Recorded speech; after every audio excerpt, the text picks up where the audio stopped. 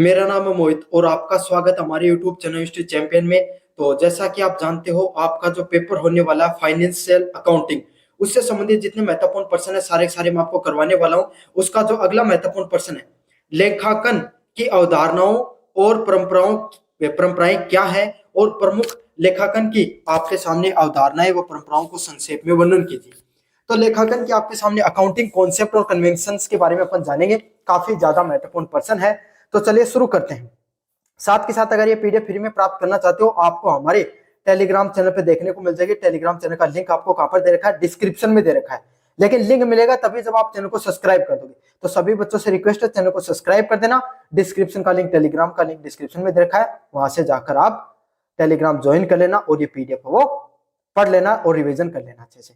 साथ के साथ प्ले लिस्ट का लिंक भी डिस्क्रिप्शन में मिलेगा, वहां पर जाकर आपके सामने ये जो पूरा आपका पेपर होने वाला है फाइनेंशियल अकाउंटिंग, उसके सारे कॉन्सेप्ट अच्छे से रिवाइज कर लेना। समझ में आ गया? चलिए शुरू करते हैं। लेखांकन के वे बुनियादी नियम और मानकीकृत सिद्धांतों जो वित्तीय विवरण की एकरूपता, विश्वसनीयता व तुलनात्मक लाते हैं, उसको अवधारणाएं व परंपराएं कहलाते हैं।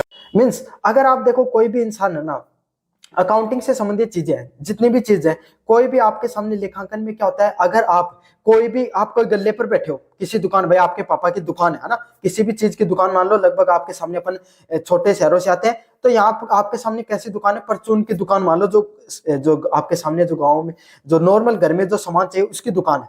अब उस दुकान पे सारे के सारे विवरण आपके सामने, कितना पैसा आया, कौन से सामान पे कितना पैसा लगता है, कितना खर्च हो रहा है, कितना आपके सामने प्रॉफिट हो रहा है, कौन सा प्रोडक्ट उसमें लॉस हो रहा है, किसमें मैक्सिमम प्रॉफिट हो रहा है। तो सभी की सभी चीजों को आपके सामने, सारे के सारे नियमों को स्टैंडर्डाइज किया जाता है, बुनियादी नियमों को। उसी को क्या कहा जाता है, आपके सामने अवधारणाएं और परंपराएं के नाम से जाना जाता है। अब आपके सामने वो कौन से प्रमुख लेखांकन की अवधारणाएं, अकाउंटिंग के कौन से कॉन्सेप्ट होने चाहिए। मतलब जब आप चीजों को, अकाउंट्स को तैयार करते हो, वहां पर दुकान पर बैठ के आप सारा अकाउंट्स, मतलब बही खाता तैयार कर रहे हो, तो आपको उस बही खाते को तैयार करने में कौन कौन सी चीजें हैं जिनका ध्यान रखना चाहिए। समझ में आ गया? पहली चीज है, पहला पॉइंट है जिसका आपको ध्यान में रखना चाहिए, पृथक इकाई अवधारणा। क्या होती है? ये मानती है कि व्यवसाय और उसका स्वामी दो अलग अलग पक्ष है। मतलब बिजनेस एक अलग है और उसको चलाने वाला व्यक्ति अलग अलग है।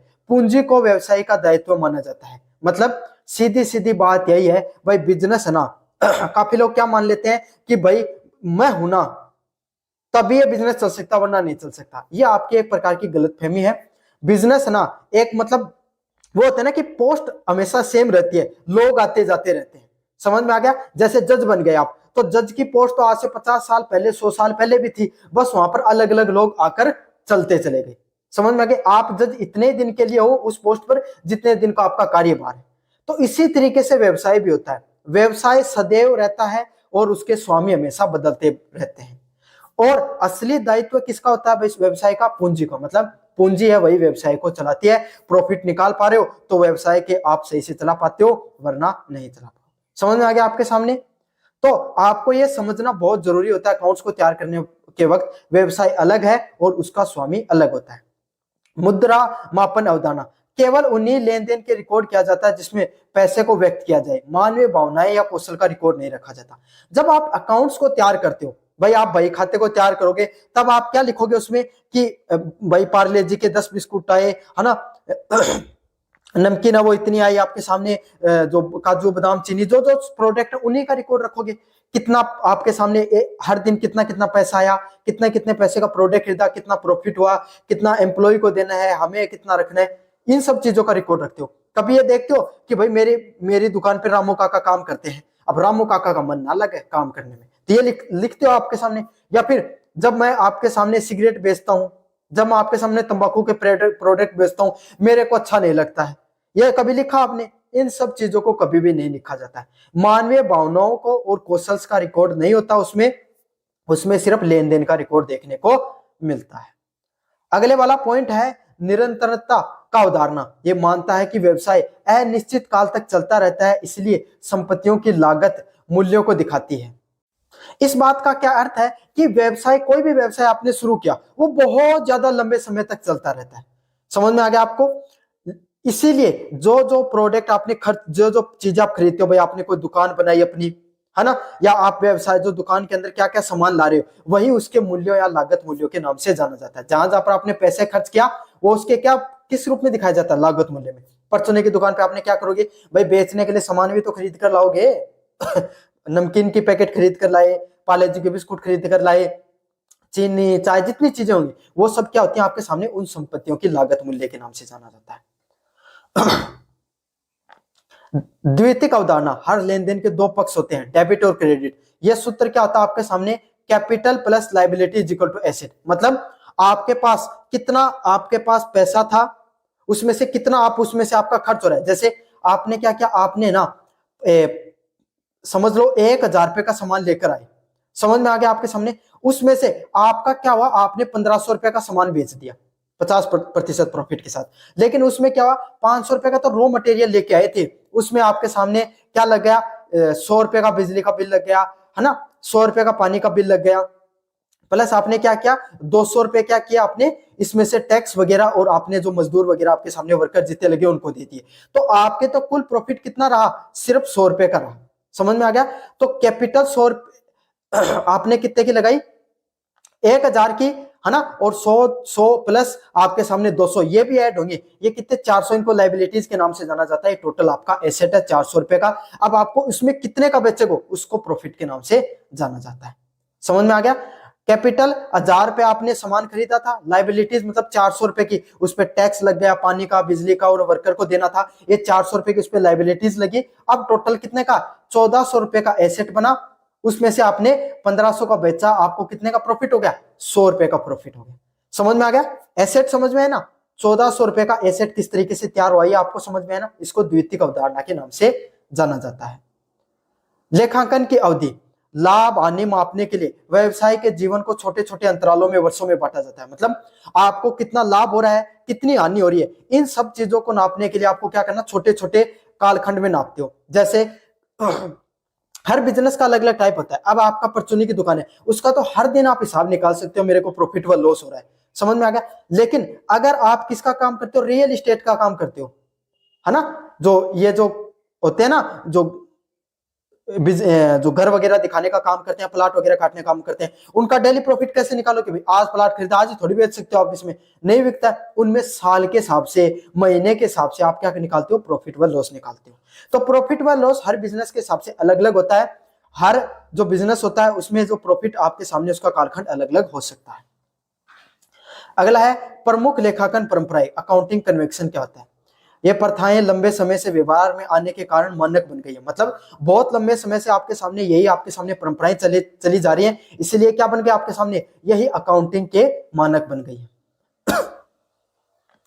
पहली है रूढ़िवादिता की परंपरा, भविष्य के संभावित लाभों को न सीखें लेकिन सभी संभावित हानियों से पहले प्रावधान करें। मतलब भविष्य में संभावित लाभों से न लिखें लेकिन सभी हानियों को जरूर लिखें। मतलब क्या होता है भाई, जीवन में अगर प्रॉफिट कमा रहे हो ना तो आप उसको चाहे लिखो ना लिखो, लेकिन आपको हानि कहां कहां पर हो रही है उसको लिखना बहुत ज्यादा जरूरी होता है। इसीलिए स्टॉक को मूल्यांकन लागत या बाजार मूल्य जो कम हो पर किया जाता है। मतलब मिस आपके सामने वो प्रोडक्ट इंसान ज्यादा खरीदता है आपके सामने जिसकी क्या हो, प्राइस कम हो। अगले वाला पूर्ण प्रकटीकरण, वित्तीय विवरणों में उन सभी महत्वपूर्ण तथ्यों को स्पष्ट करना चाहिए जो निवेशक या बैंक के निर्णय को प्रभावित कर सके। मतलब आपके सामने आप क्या कर रहे हो, कोई मान ले टैक्स, मतलब इंसान क्या करता है, कभी कभी टैक्स चोरी कर लेता है, करते हैं ना आपके सामने सभी, है ना। कभी कभी क्या करते हैं अपन, जीएसटी नहीं भरते हैं, है ना। कभी कभी कुछ ऐसी चीजें होती हैं आपके सामने, जैसे आपका कोई बिजनेस है ना, आप लोन लेना चाहते हो, लेकिन उसमें कुछ ऐसी चीजें आपके बिजनेस में जो आपको बैंक में लोन देने से क्या कर सकती है, रोक सकती है। तो उन सब चीजों को आपको क्या कर सकते हो, उनको छिपा सकते हो, बहुत मॉडिफाई भी कर सकते हो। समझ में आ गया। या उन सब तथ्यों को आप स्पष्ट करना भी जरूरी होता है। समझ में आ गया। या ऐसे तथ्य भाई कमी क्यों, हो सकता है आपको ज्यादा मिल जाए, ऐसा भी तो हो सकता है। तो इस प्रकार के तथ्यों को जरूर आपके सामने लिखो जो आपके सामने ज्यादा से ज्यादा आपको पैसा दिला सके। तो यही है, वित्तीय विवरणों को सही से स्पष्ट करना भी जरूरी होता है। अगला है संगति की परंपरा, लेखांकन की चुनी गई विधियों जैसे डिस्प्रेशन की विधि को हर साल नहीं बदलना चाहिए ताकि परिणाम की तुलना की जा सके। मतलब अगर आप क्या करो, डिस्क्रिप्शन क्या होगा मैं बताता हूं। अगर आपने मानक तय कर दिया कि भाई मैं इन इन मानकों के आधार पर ही अपना लेखांकन अकाउंटिंग करूंगा, तो आपको क्या है, उसी पर सटीक रहना चाहिए कुछ सालों तक। ऐसे नहीं कि आप हर दिन बदल रहे हो, हर महीने हर साल में बदल रहे हो। एक बार अपने जो डिस्क्रिप्शन तैयार कर लिया, एक बार आपने जो अपने आपका जो किस तरीके से आपको अकाउंटिंग करनी है उसका तरीका जान लिया, उसके बाद में उसको बदलना नहीं है, उसी पर आपको सटीक रहना है। समझ में आ गया आपको अच्छे से? अगले वाला पॉइंट है सारता। केवल महत्वपूर्ण सूचनाओं पर ध्यान देना चाहिए, छोटी निरर्थक मंदों और अन्य खर्चों को जोड़ देना चाहिए। मतलब आपको महत्वपूर्ण सूचनाओं पर ज्यादा ध्यान देना चाहिए। भाई जैसे एक आप क्या करें, 1 करोड़ रुपए का धंधा कर रहे हो, आप उसमें हजारों का, जैसे आपने 10 रुपए की मैंने चाय मंगाई, 20 रुपए की, इतना छोटा छोटा ध्यान नहीं रखना। बड़े बिजनेस होते हैं उसमें से आप क्या है, ज्यादा महत्वपूर्ण चीजें हैं उन पर ज्यादा ध्यान दो, छोटी मोटी खर्चों को आप एक रेसिप्रोकल में लिख सकते हो कि भाई सीधा लिख दिया चाय 5,000 रुपए के। समझ में आ गया? हर 10-10 रुपए लिखने की आपको जरूरत नहीं होती है। अगले वाला कदम आपके सामने, क्या आप किसी अवधारणा या व्यवहारिक उदाहरण या अकाउंटिंग को इक्वेशन समझाना चाहेंगे? मतलब आपके सामने जो इसका जो पूरा प्रश्न था लेखांकन की जो अवधारणाओं परंपराओं से संबंधित, मैंने उसको विस्तार से बता दिया। आपको कैसा लगा वीडियो जरूर से बताना, चैनल को जरूर से सब्सक्राइब कर लेना। धन्यवाद। मेरा नाम है मोहित और आपका स्वागत हमारे यूट्यूब चैनल हिस्ट्री चैंपियन में। तो जैसा कि आप जानते हो, आपका जो पेपर होने वाला है फाइनेंशियल अकाउंटिंग, उससे संबंधित जितने महत्वपूर्ण प्रश्न है आपके सामने वो पढ़ रहे हैं। उसका अगला महत्वपूर्ण प्रश्न है लेखांकन से आप क्या समझते हैं, लेखांकन की आवश्यकता, महत्व, उद्देश्य, क्षेत्र एवं कार्यों को समझाइए। साथ ही लेखांकन की कार्य प्रणालियों को भी बताइए। मतलब लेखांकन से संबंधित क्यों उसकी आवश्यकता पड़ती है, क्यों उसके महत्व होते हैं, क्या उसके उद्देश्य होते हैं, क्षेत्र और उसके कार्य क्या होते हैं, इन सब चीजों को विस्तार से पढ़ेंगे। साथ के साथ उसकी प्रणालियां भी कौन सी होती हैं, सभी चीजों को विस्तार से पढ़ेंगे। बस आपको क्या करना है, वीडियो को लाइक कर देना है, चैनल को सब्सक्राइब करना है और अपने दोस्तों को जरूर से शेयर करना है। अगर चैनल को सब्सक्राइब करोगे तो आपके सामने जो मैं पीडीएफ पढ़ा रहा हूं आपको फ्री में हमारे टेलीग्राम चैनल पर मिल जाएगी। मिलेगी तब जब चैनल को सब्सक्राइब कर दोगे। सब्सक्राइब करने के बाद डिस्क्रिप्शन में लिंक दे रखा है मैंने, वहां से जाकर आप क्या कर लेना, लिंक पे क्लिक कर लेना, टेलीग्राम पे पहुंच जाओगे। वहां पर जाके सर्च करना, आपको क्या फाइल वाले सेक्शन में फाइनेंशियल छोटे शब्दों में सर्च कर लेना, आपके सामने BCom first semester financial accounting की पीडीएफ देखने को मिल जाएगी। साथ के साथ पूरे सिलेबस का रिवीजन करना चाहते हो, प्लेलिस्ट का लिंक डिस्क्रिप्शन में दे रखा है, वहां से जाकर कर सकते हो। चलिए तो शुरू करते हैं अपन। लेखांकन अकाउंटिंग व्यवसाय की वित्तीय भाषा है। ये वित्तीय लेन देन को सुनियोजित ढंग से लिखने, वर्गीकृत करने और उनके परिणामों को विश्लेषण करने की एक प्रक्रिया भी होती है। मतलब अकाउंटिंग क्या होती है भाई, ये व्यवसाय होता है ना आपका, जो पूरा का पूरा बिजनेस होता है उसको संभालने की, उसमें जो लेन देन होता है, कितना पैसा आया, कितना चला गया, कहां पर पैसा खर्च किया, कहां पर हमें भविष्य में खर्च करना है, इन सब चीजों को व्यवस्थित तरीके से वैज्ञानिक ढंग से लिखने की एक प्रकार की क्या होती है, विधि होती है। इसी को क्या कहा जाता है, अकाउंटिंग के नाम से जाना जाता है।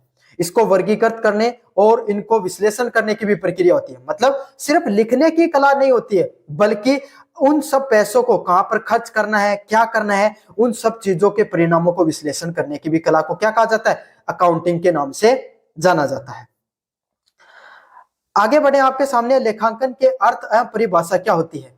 लेखांकन वह कला वह विज्ञान है जिसके द्वारा व्यवसाय लेन देनों को मुद्रा के रूप में लिखा जाता है। मतलब लेखांकन वह कला और विज्ञान है। मतलब लेखांकन है ना, अकाउंटिंग कला भी है, आर्ट्स भी है।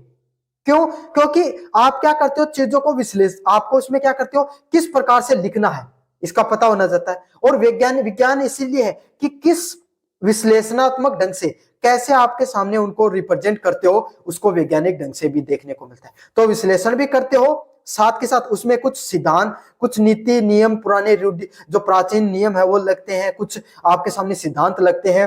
तो इस तरीके से कला व विज्ञान का एक बहुत ही शानदार सूक्ष्म मिश्रण दिखाई पड़ता है, जिसके द्वारा व्यवसाय के लेन देनों को मुद्रा के रूप में लिखा जाता है। भाई आपके, मैंने बताया आपके परचून की दुकान थी, पिछले वाले जो आपके सामने वीडियो था उसके अंदर, अगर अभी तक नहीं देखा है तो आपके सामने यूनिट फर्स्ट का पहला वीडियो पहले दिखा रखा है, बढ़ा रखा है मैंने, डिस्क्रिप्शन में प्लेलिस्ट का लिंक दे रखा, वहां से जाकर जरूर से पढ़ लेना।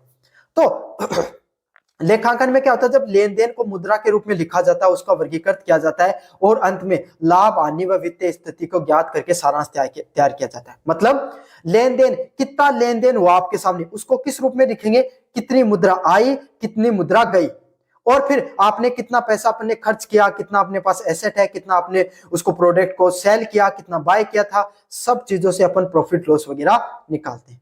और इस समय हमारी कंपनी की, हमारे बिजनेस का किस तरीके की फाइनेंशियल स्टेटमेंट कैसा है, फाइनेंशियल कंडीशन कैसी है, इसके बारे में भी पता करते हैं।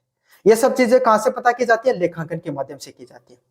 ये तो थी इसकी पर्सन की आपके सामने भाषा। अब मैं बताऊं, देखो आपके सामने एक आपकी क्या परचून की दुकान थी। अब परचून की दुकान पे आपने क्या किया, पूरे महीने का हिसाब लगाया और आपने हिसाब लगाया कि हमने 5 लाख रुपए का तो क्या क्या सामान खरीद कर लाए थे। समझ लें 1 लाख रुपए आपके सामने हमारे ट्रांसपोर्ट और अदर चीजों पे खर्च हो गए। साथ के साथ है ना, कितने रुपए का भैया हमारा टोटल खर्चा कितने था? 6 लाख रुपए का हमारा टोटल खर्चा देखने को मिला। समझ में आ गया? और हमने बेचे कितने के प्रोडक्ट? आपके सामने 10 लाख के आपके सामने प्रोडक्ट को बेच दिया है, तो इसलिए हमारा प्रॉफिट कितना हुआ? 4 लाख का। अब हम क्या बताएंगे कि हमारा क्या है, आपके सामने जो बिजनेस है वो कैसा चल रहा है? प्रॉफिट में चल रहा है और गुड कंडीशन में। समझ में आ गया आपको अच्छे से? भाई लॉस में क्यों दिखाएं, अपन किसी बिजनेस को देख रहे हैं तो। लेखांकन की आवश्यकता, महत्व और उद्देश्य। वित्तीय रिकॉर्ड रखना। मानवीय याददाश्त सीमित है, लेकिन सभी लेन देन का लिखित रिकॉर्ड रखने का लेखांकन आवश्यक होता है। भाई कोई भी चीज को याद रखो, कितने दिन याद रखोगे? कितने सारे प्रोडक्ट आपकी दुकान में, लगभग 2-3 हजार रुपए के आसपास प्रोडक्ट देखने को मिलते हैं, कितनों को याद रख लोगे? नहीं रख पाओगे सबको। तो इसीलिए प्राचीन समय से विधि चली आ रही है कि जो भी आपके पास प्रोडक्ट होता है, उस प्रोडक्ट की लिखित रूप से आपके पास क्या होना चाहिए? रिकॉर्ड होना चाहिए। समझ में आ गया आपको? जिससे क्या होता है, आपको पता रहता है कि कहां कहां पे आपके सामने आपकी फाइनेंशियली चीजें कहां पर खर्च हो रही है, कहां पे आपके पास पैसा लग रहा है। अगले वाला पॉइंट है लाभ हानि का ज्ञान होना। व्यापार में एक निश्चित अवधि, जैसे 1 वर्ष में कितना लाभ या कितनी हानि हुई, यह जानना उसका मुख्य उद्देश्य होता है। क्या मतलब? कोई आपने जितना व्यापार किया, उसके साल के अंत में सभी जितने जो भी लोग बिजनेस करते हैं, चाहे कितनी बड़ी कंपनी हो, वो 1 ईयर का फाइनेंशियल क्या निकालती है? स्टेटमेंट निकालती है। समझ में आ गया? स्टॉक मार्केट आप में से अगर आप कॉमर्स के विद्यार्थी हो तो स्टॉक मार्केट के बारे में जानते होंगे। उसमें हर कंपनी 1 साल में अपना फाइनेंशियल स्टेटमेंट जरूर जारी करती है। तो यही है, उसका अर्थ ये होता है कि पूरी साल में हमने कितना खर्चा किया, कहां पर किया, कहां पर हमारा पैसा खर्च हो रहा है, हर चीज के बारे में उसमें विस्तृत रूप से विवरण दिया जाता है। समझ में आ गया? तो इससे हमें लाभ हानि का भी ज्ञान रहता है हमारे बिजनेस में। अगले वाला पॉइंट है वित्तीय स्थिति। व्यवसाय के पास कितनी संपत्ति है और उस पर कितना कर्जा है, इन सब चीजों की भी जानकारी हमें मिल जाती है। मतलब हमारे पास जो बिजनेस है उसमें हमारे पास कितनी संपत्ति है, कितना हमारे ऊपर कर्जा है, सभी चीजों के बारे में जानकारी मिल जाती है। भाई छोटा बिजनेस होता है, उसमें तो आपके सामने जैसे अपने भाई 1 लाख रुपए का अपना बिजनेस है, उसमें से क्या आपके सामने भाई 2 लाख रुपए का अपन ने क्या ले रखा है? लोन ले रखा है ना, जिसमें से 1 लाख रुपए अपने जमीन वगैरह खरीद रखी है, 1 लाख रुपए का हमारे पास खुद का सामान, 2 लाख रुपए का हमारा सामान गिर रखा है उसमें से, तो 3 लाख रुपए का हमारा टोटल बिजनेस है उसके अंदर। समझ में आ गया? तो इसमें से ये कि 2 लाख का कर्जा, 1 लाख रुपए का हमारे पास खुद के थे, तो इन सब चीजों को बताया जाता है। 3 लाख का हमारे पास टोटल क्या है? एसेट है, उसमें 2 लाख रुपए का लोन है, समझो, जिसमें हमने लाख रुपए चुका दिए, लाख रुपए बाकी है। तो ये इस प्रकार की जो जानकारी होती है वो किसमें देखने को मिलती है? आपके सामने कोई भी कंपनी होती है उसके जो फाइनेंशियल स्टेटमेंट आते हैं उसमें सभी की सभी जानकारियां देखने को मिलती हैं। अगले वाला है कानूनी आवश्यकता। टैक्स, जीएसटी, इनकम टैक्स जैसे विवरण आपको सरकारी नियमों का पालना करना भी जरूरी होता है। भाई आपके सामने सारी की सारी जानकारी कि टैक्स कहां पर लगाया कितना टैक्स लगाना चाहिए, कितना टैक्स हमारे प्रोडक्ट पर लग रहा है, जीएसटी कितनी देनी है, इनकम टैक्स हमें कितना देना है, सारे के सारे जो नियम होते हैं उनको आपको पालना करना क्या होता है? बहुत ज्यादा अनिवार्य होता है आपके सामने। अगले वाला पॉइंट है तुलनात्मक अध्ययन करना। पिछले वर्षों की तुलना में वर्तमान की तुलना करने में सहायक। साथ के साथ इसमें किस चीज का फायदा होता है? पिछले सालों में कितना आपके सामने हमने क्या किया? पैसा खर्च किया, और इस साल हम कितना पैसा आपके सामने कहां कहां पर खर्च कर रहे हैं। पिछले साल हमने इतना प्रॉफिट कमाया, इस साल हमने इतना प्रॉफिट कमाया, पिछले सालों से भी हम क्या कर सकते हैं? उसको तुलना कर सकते हैं आपके सामने। समझ में आ गया आपको अच्छे से? अगले वाला पॉइंट आपके सामने लेखांकन का कार्य और क्षेत्र। पहला पॉइंट होता है अभिलेखन करना। लेन देन को प्रारंभिक पुस्तकों, जर्नलों में लिखना। मतलब आप स्टार्टिंग क्या करते हो? लेन देन का क्षेत्र कार्य करता है। लेन देन है ना, वो प्रारंभिक जो पुस्तक होती है उसके अंदर उनको लिखा जाता है। मतलब आपके पास घर में कोई कॉपी पड़ी है, उसमें आपने लिख दिया। समझ में आ गया? वर्गीकरण, एक प्रकृति में लेन देन का एक स्थान वो इकट्ठा करना आपके सामने। मतलब आप क्या करते हो, सबसे पहले आपने मतलब आपके जो पिताजी, आपने बोला कि जा बेटा वो अपनी दुकान है उसका पूरा हिसाब लगा, तो आपके लिए सबसे पहले क्या करोगे, रिकॉर्डिंग करोगे। किसके माध्यम से, कोई कॉपी लाओगे और उसमें लिखना शुरू करोगे। फिर आप वर्गीकरण करना शुरू करते हो कि सबसे पहले सूखा सामान, परचून की दुकान सूखा सामान, जैसे सूखे सामान में चीनी, दाल, है ना, बिस्कुट और जो तंबाकू के प्रोडक्ट सब सूखा सामान। गीला सामान उसके अंदर क्या था, जैसे ब्रेड आ गई, अंडे आ गए, दूध वगैरह बेचते हो, आपके सामने कोल्ड ड्रिंक वगैरह बेचते हो, वो आपके सामने। तो इस प्रकार से आप वर्गीकृत कर सकते हो, है ना। तो इस प्रकार से एक प्रकृति के जो लेन देन को क्या किया जाता है, एक जगह इकट्ठा किया जाता है। अगले वाला क्या, सारांश, समराइज करना। तलपट, ट्रायल बैलेंस और अंतिम खाता, फाइनल अकाउंट तैयार किया जाता है। मतलब अपन क्या करते हो, आपके सामने क्या किया जाता है, जो ट्रायल बैलेंस होता है आपके सामने और अंतिम फाइनल अकाउंट होते हैं, सबकी सब चीजों को तैयार कर, लास्ट में जितना जो आपके सामने कितना खर्चा क्या क्या क्या क्या सभी चीजों को आप क्या करोगे, समराइज कर लोगे। कितना प्रॉफिट हुआ, कितना लॉस हुआ, कितना पैसा आपके सामने कहां पर खर्च हो रहा है, सभी की सभी चीजों को आप क्या करते हो, अंत में समराइज करते हो। अगला पॉइंट है विश्लेषण और व्याख्या। परिणामों का अध्ययन करना ताकि भविष्य की योजना बनाई जा सके। मतलब जो भी परिणाम होते हैं उसको क्या करते हो, आप अध्ययन भी करते हो ताकि आपके सामने भविष्य की योजनाएं बनाई जा सके। अब आप क्या करते हो लास्ट में कि भाई मैंने जो आपके सामने 3 लाख रुपए का अपना बिजनेस था, उसमें आपको क्या हर महीने 10,000 रुपए की क्या करनी थी, किस्त जमा करनी होती है। 3 लाख में आप क्या कर रहे हो, हर साल हर महीने का 1,000 रुपए का प्रॉफिट निकाल रहे हो, है ना। उसमें से 20 प्रॉफिट, शुद्ध प्रॉफिट आपने, शुद्ध लाभ, तो 10,000 रुपए किस्त दे दी, बाकी आपने रख लिया, अपने बिजनेस में लगा लिया। तो अब आप धीरे धीरे प्लान करोगे कि जल्दी से जल्दी इस लोन को खत्म करके अपन क्या करेंगे, इस बिजनेस को और आगे बढ़ाएंगे। समझा। तो इस प्रकार के क्या करते हो, अपने बिजनेस का विश्लेषण करके आप व्याख्या करके उसको भविष्य की नीतियां तैयार करने में भी उपयोग में लेते हो। अगले वाला पॉइंट है सूचना का संप्रेषण करना। वित्तीय रिपोर्ट को मालिकों, निवेशकों और लेनदारों तक पहुंचाना। मतलब जो फाइनेंशियली रिपोर्ट आ रही है उसको जितने आपके मालिक होते हैं, जो निवेशक होते हैं, जिससे आपने पैसा ले रखा है ना, जैसे आपको बैंक से लोन लेना चाहते हो तो आपकी इस समय की फाइनेंशियल स्टेटमेंट क्या है, उसको वो उन सब लोगों को दोगे। या फिर आपको क्या करना है, अपने कोई पार्टनर, बिजनेस पार्टनर ढूंढना है तो उसको बताओगे भाई मेरे बिजनेस में मैंने इतने लगाए थे, मेरे इतना इस समय तो इतना प्रॉफिट चल रहा है, ताकि वो आपके सामने क्या, वो भी आपके जो बिजनेस में रुपए इन्वेस्ट करने के लिए क्या सके, इंटरेस्टेड रह सके। समझ में आ गया आपको अच्छे से। अगले वाला है लेखांकन की प्रणालियां। लेखांकन की प्रणालियां क्या होती है, सिस्टम ऑफ अकाउंटिंग क्या होता है। पहला है लेखांकन मुख्य रूप से 2 प्रणालियों पर आधारित होता है। पहला है इकहरा लेखा प्रणाली, मतलब सिंगल एंट्री सिस्टम। यह एक अपूर्ण व अवैज्ञानिक तरीका है जिसमें केवल व्यक्तिगत खातों, नगद का हिसाब रखा जाता है, जैसे छोटी मोटी दुकान। अब अपनी भाई छोटी मोटी दुकान है, अपन कैसा है, एक कार्य सिंगल एंट्री सिस्टम रखेंगे जिसमें आपके सामने कोई वैज्ञानिक ढंग से नहीं होता, जो सिंपल लिख दिया आज 5,000 रुपए का गल्ला निकला, है ना, और जिसमें 4,000 रुपए का अपना कुल खर्चा था, मतलब जो प्रोडक्ट बेच, इस हिसाब से। तो इसको सिंगल एंट्री के नाम से जाना जाता है। छोटे मोटे जो दुकानदार रखते हैं जिसमें कोई वैज्ञानिक प्रणाली नहीं होती है, अधूरी डिटेल होती है, हर चीज को विस्तृत रूप से नहीं बताया जाता है। समझ में आ गया। अगला है जो दोहरा लेखा प्रणाली, डबल एंट्री सिस्टम। यह सबसे वैज्ञानिक व आधुनिक प्रणाली होती है। इसमें प्रत्येक लेनदेन के 2 पक्ष, नाम डेबिट और जमा क्रेडिट में जो प्रविष्ट किया जाता है, ये एक पूर्ण गणितज्ञ शुद्ध सुनिश्चित करती है। मतलब दोहरा आपके सामने डबल एंट्री सिस्टम क्या होता है, सबसे ज्यादा वैज्ञानिक प्रणाली के नाम से जाना जाता है और सबसे ज्यादा आधुनिक प्रणाली के नाम से भी किसको जाना जाता है, डबल एंट्री के नाम से जाना जाता है। इसमें नाम, डेबिट और क्रेडिट, कहां कितना पैसा जा रहा है, कितना आ रहा है, दोनों की दोनों चीजें उसमें लिख ली जाती है। समझ में आ गया। तो बड़ी बड़ी कंपनियां हैं वो इस चीज का उपयोग में लेती हैं। तो ये था आपके सामने लेखांकन के आवश्यकताएं, महत्व, उद्देश्य से संबंधित अपन सारी चीजें पढ़ी। कैसा लगा वीडियो जरूर बताना, चैनल को जरूर से सब्सक्राइब कर देना।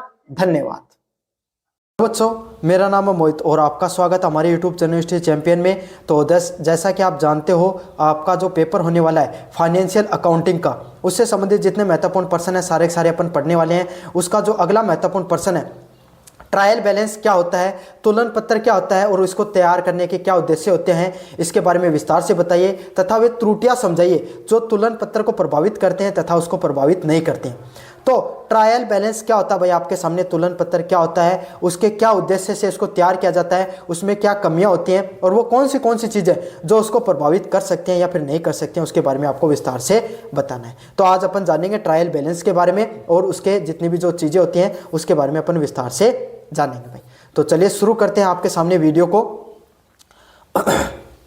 साथ के साथ अगर ये पीडीएफ आपके सामने अगर फ्री में रिवीजन के लिए पढ़ना चाहते हो, हमारे टेलीग्राम चैनल पे फ्री में उपलब्ध है। बस उसके लिए आपको चैनल को सब्सक्राइब करना पड़ेगा। साथ के साथ चैनल को सब्सक्राइब करने के बाद में आपको क्या करना है, जो डिस्क्रिप्शन में जो लिंक दे रखा है मैंने टेलीग्राम का, वहाँ पर जाकर पढ़ सकते हो।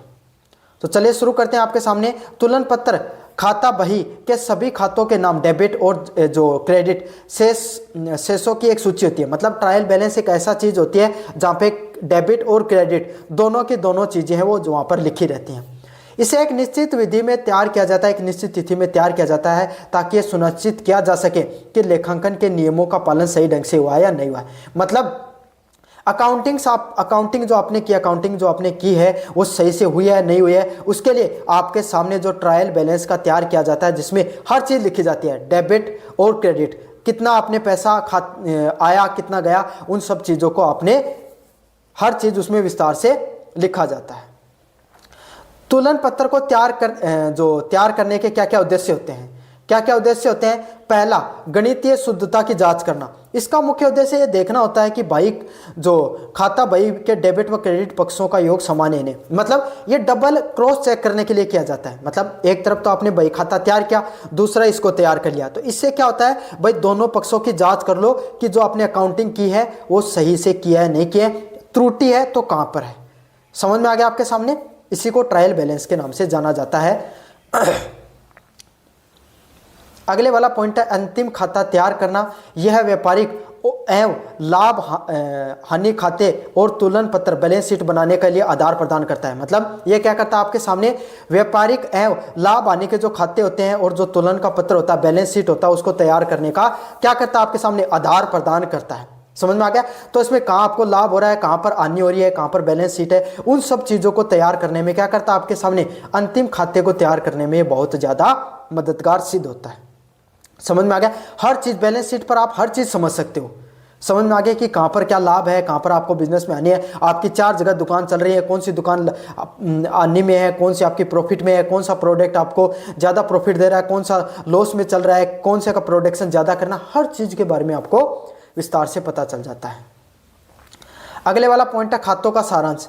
ये व्यवसाय के सभी खातों की स्थिति को एक ही स्थान पर संक्षेप में दर्शाता है। ये क्या करता है, आपके सामने आपका जितना बिजनेस है उसके सारे खातों की जो स्थिति होती है ना, उसको एक ही स्थान पर संक्षेप में दर्शाने का काम करता है। समझ में आ गया। मतलब सारी की सारी चीजें आपके बिजनेस में कौन सी चीजें कहाँ कहाँ पर है, उन सभी चीजों को एक ही जगह आपके सामने दिखाने का काम कौन करता है, आपके सामने ट्रायल बैलेंस है वो इनको दिखाने का काम करता है। अगले वाला पॉइंट है त्रुटियों का पता लगाना। यदि दोनों पक्षों का योग नहीं मिलता है तो यह स्पष्ट संकेत है कि कहीं ना कहीं कोई गलती हुई है। भाई आपने जो पहले अकाउंटिंग की और ट्रायल बैलेंस में मिला है, दोनों को आपने क्या किया, मैच किया, तो आपको पता लगा कि कहीं ना कहीं आपके सामने कुछ 500 रुपये की कमी दिखाई दे रही है। वो आपने गल्ले, मैंने बताया था ना आपके सामने कि आपके पिताजी ने बोला भाई गल्ले में तो 500 रुपये एक्स्ट्रा पड़े, तो समझ लो कि वो ट्रायल बैलेंस में 500 रुपये एक्स्ट्रा दिखा रखे हैं। तो अब क्या करोगे, आपकी जो अकाउंटिंग की सीट है उसमें देखोगे कि आप में एक जगह 500 रुपये एक्स्ट्रा आने चाहिए थे, आपने 500 रुपये कम लिख रखे हैं, गलती से आपसे गलती होगी। तो ऐसे आप त्रुटियों का पता लगा सकते हो दोनों को क्रॉस चेक करके। समझ में आ गया आपको अच्छे से। तो ये एक तरीके की एक ऐसी चीज़ होती है जो आपके बिजनेस में कहाँ कमियां हैं, कहाँ खूबियां हैं, उसकी कमियां व खूबियों निकालने के लिए मदद करता है आपको।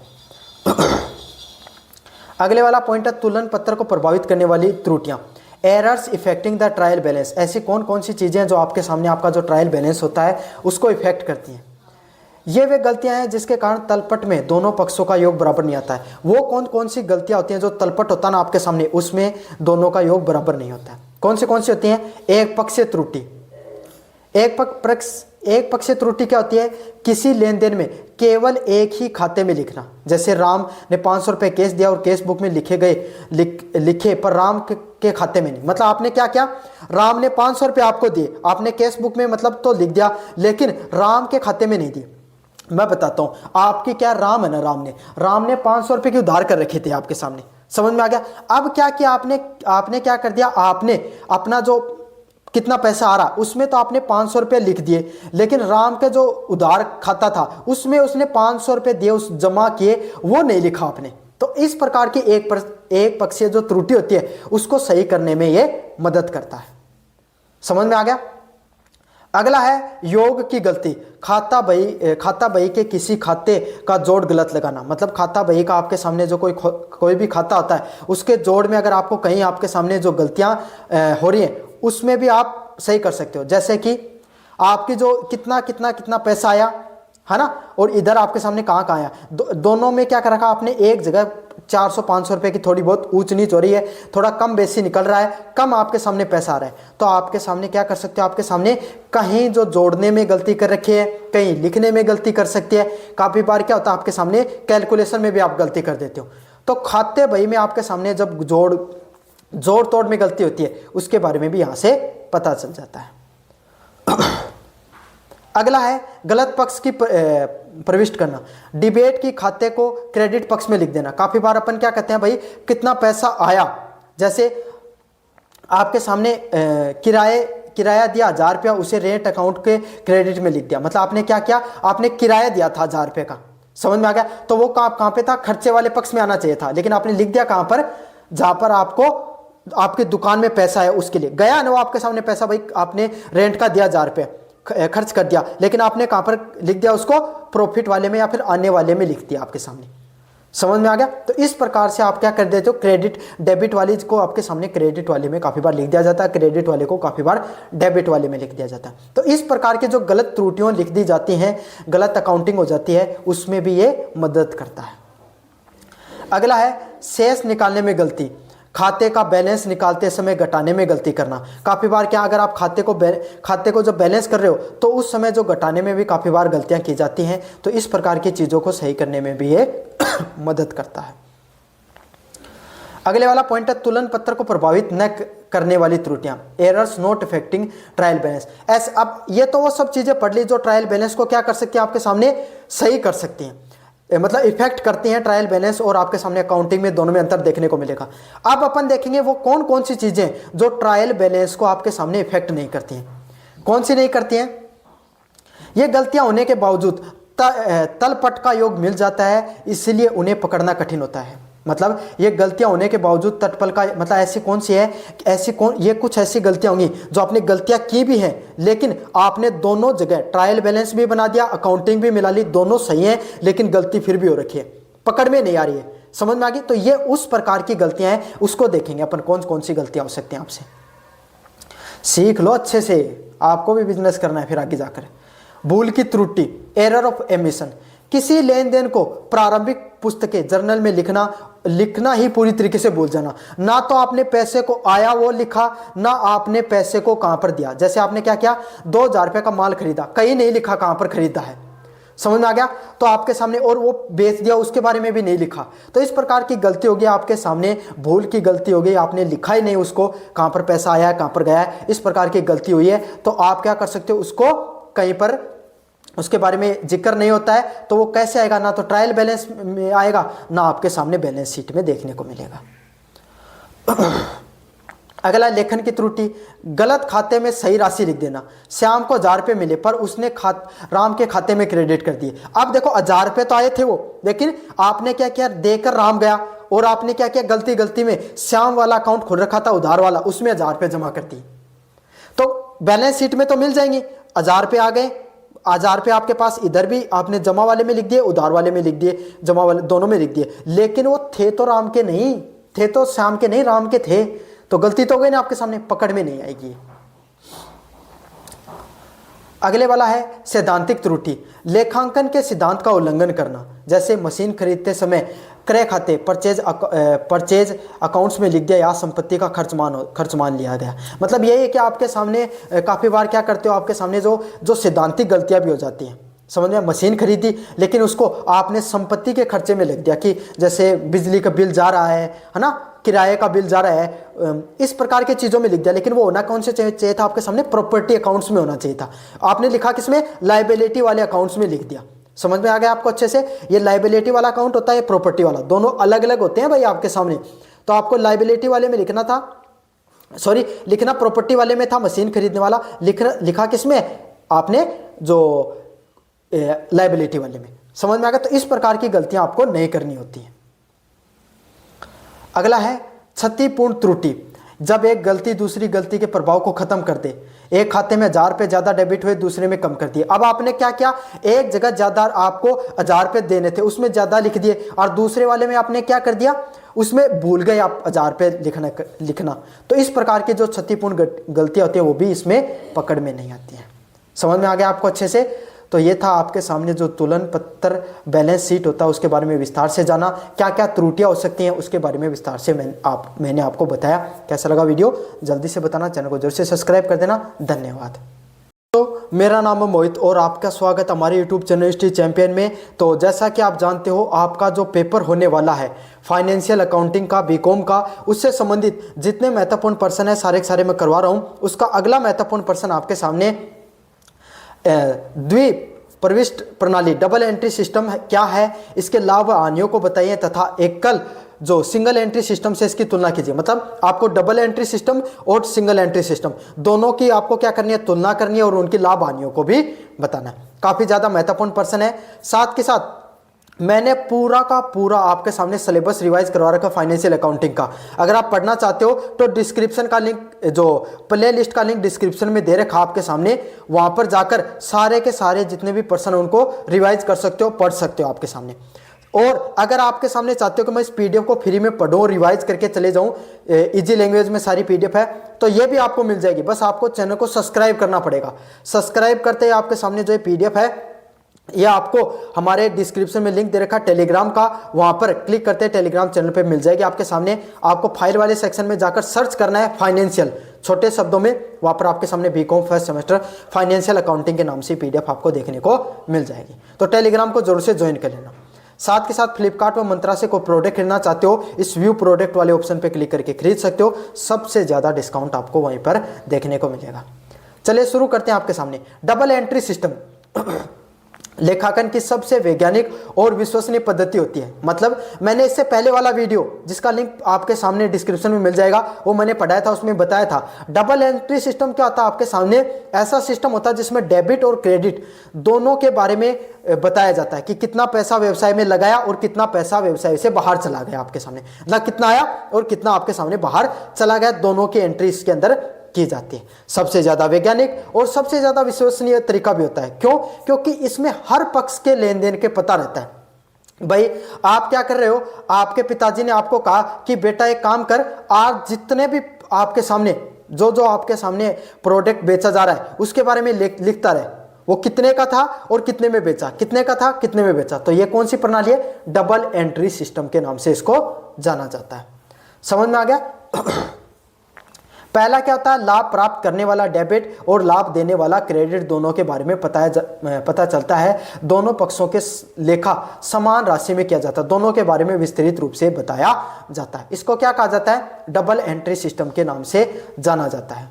क्या क्या फायदे होते हैं? गणितीय शुद्धता, दोनों पक्षों में प्रविष्ट होने के कारण जो तलपट होता है, ट्रायल बैलेंस बनाकर खातों की गणितीय शुद्धता की जांच आसानी से की जा सकती है। मतलब दोनों पक्ष होते हैं आपके सामने, ट्रायल बैलेंस बनाकर आपके सामने जो तल पक्ष होते हैं जिनमें बताया जाता है और उनकी गणितीय शुद्धता की जांच की जाती है। मतलब भाई आपको यह भी पता है कि कहां पर कितना पैसा कहां पर लगा और कहां कितना पैसा हमारे पास है, तो कहीं पर अगर कोई गलती हो तो अपन क्या कर सकते हैं, उसमें से अच्छे से जांच पड़ताल कर सकते हैं गणितीय शुद्धता से। क्यों? दोनों के बारे में जानकारी पता है हमें। भाई क्या हुआ, आपके पिताजी ने आपको बोला कि बेटा हुआ क्या है, जो तेरा जो अकाउंट है, तूने जो अकाउंट बनाया है उसमें मेरे पास कुल जो कितने का हिसाब आ रहा है, 5,000 रुपये का गले का हिसाब आ रहा है। 5,000 रुपये मेरे आने चाहिए थे, लेकिन गले में कितने पड़े? 5,500 रुपये एक्स्ट्रा पड़े हैं। तो 500 रुपये एक्स्ट्रा कहाँ पर आए? तब आप देखोगे कि आपकी कोई एंट्री थी, उसमें कोई एक छोटी सी मिस्टेक थी। समझे? तो गणितीय शुद्धता को आप इसमें से जांच पड़ताल कर सकते हो। अगले वाला पॉइंट है पुण्य रिकॉर्ड। यह प्रणाली व्यक्तिगत और नाम मात्र 3 प्रकार के लाखों का जो लेख खातों का विवरण रखती है। मतलब व्यक्तिगत, वास्तविक और नाम मात्र, इन तीनों के प्रकार के खातों का इसमें क्या होता है, विवरण होता है, जिससे व्यवसाय की पूरी जानकारी रहती है। मतलब हर चीज की एक एक व्यक्ति के बारे में जानकारी, वास्तविक जानकारी उस चीज के बारे में और नाम मात्र की जानकारी मतलब छोटी मोटी जानकारियां उसमें ऐड रहती हैं। तो इसलिए हर प्रकार का रिकॉर्ड है वो डबल एंट्री में रहता है।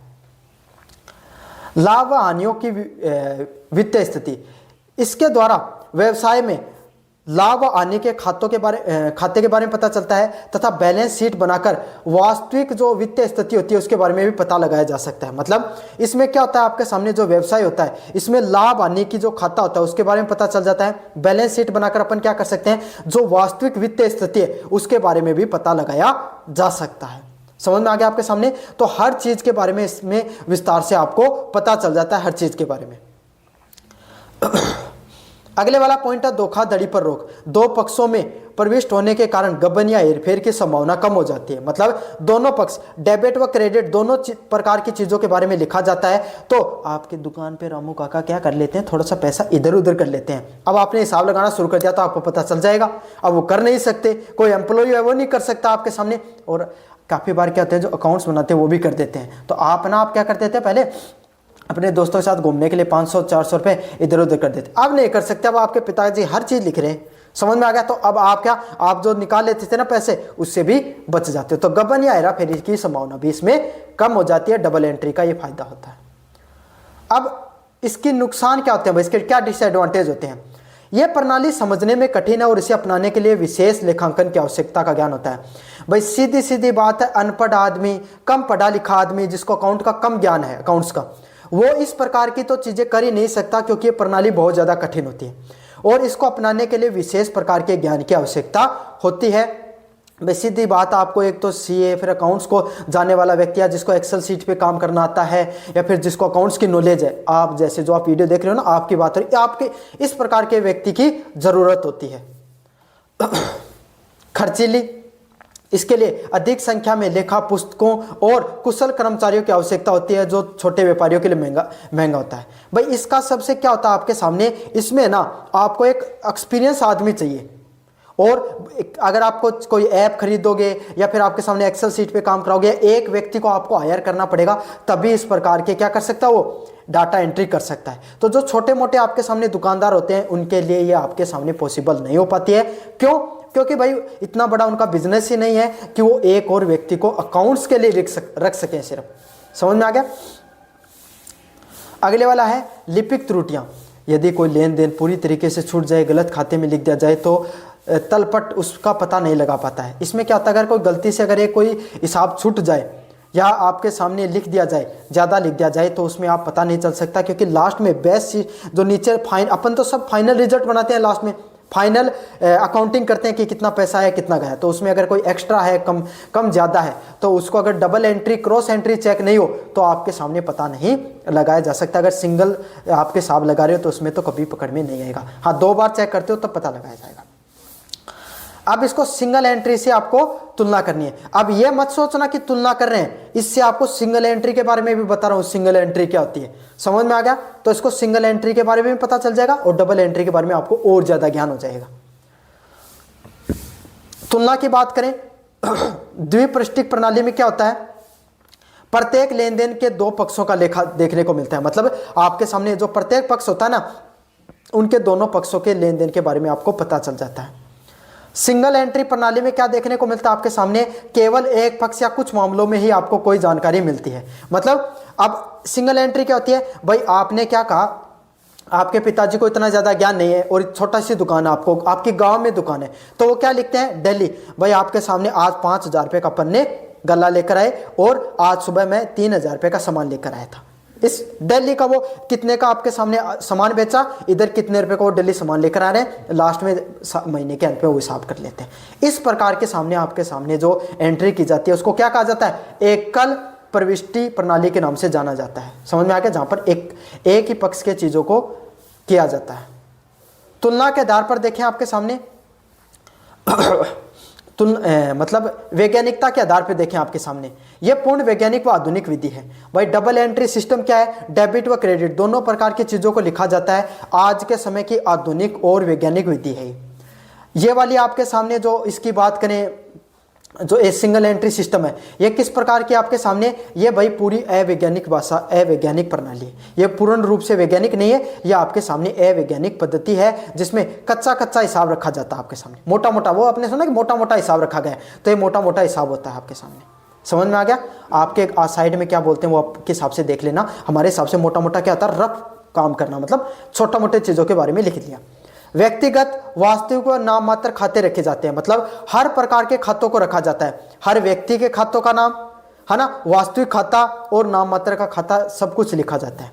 इसमें मुख्य रूप से व्यक्तिगत व नगद खाते रखे जाते हैं, मतलब आदमी अपने ऊपर कितना आपके सामने उसके बिजनेस में, एक बिजनेस में कितना खर्च हुआ और कितना पैसा आया आपके सामने, नगद पैसा कितना आया, उसके बारे में ही मुख्य जानकारी लिखी जाती है। किसमें? एकल प्रणाली में। अगले वाला पॉइंट आपके सामने शुद्धता की जांच करना।